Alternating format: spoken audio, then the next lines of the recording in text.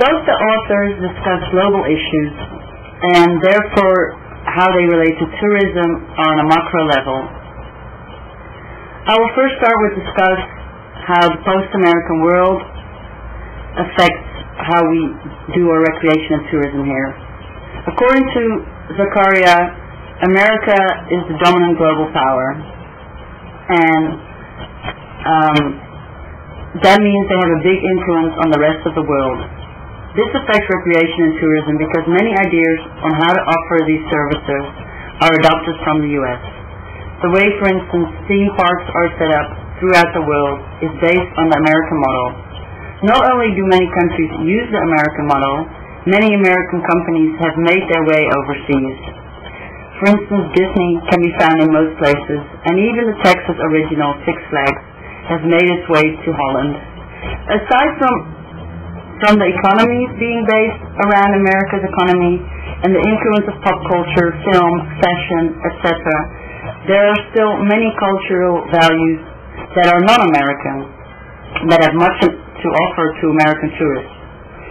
If Zakaria is right and other countries are rising, this might lower some of the fear Americans have to travel to countries that are traditionally known as underdeveloped and therefore are thought of as dirty, to have crime, etc.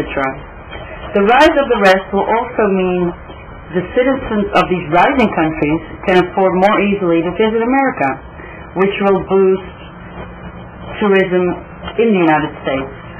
For instance, for recreation, national parks might have more visitors. Zakaria also mentions that for America to stay ahead, it is very important that their citizens travel more to learn about other cultures. Friedman's book, Hot, Fat, and Crowded, the part where he talks about the world becoming flat, would have the same relation to recreation and tourism as discussed previously about Zakaria, that people are more likely to travel across borders. The hot and crowded that he's talking about is more important for the recreation and tourism industry. It relates directly to recreation and tourism because our industry is largely based on the natural resources and on the climate. For instance, going to a ski resort if there is no snow is not as much fun, and neither is diving at a site where the reef is dead. Friedman suggests that the U.S. should take the lead in tackling the global environmental problems. I believe the same goes for the recreation and tourism industry. Administrators have to be proactive to stay successful.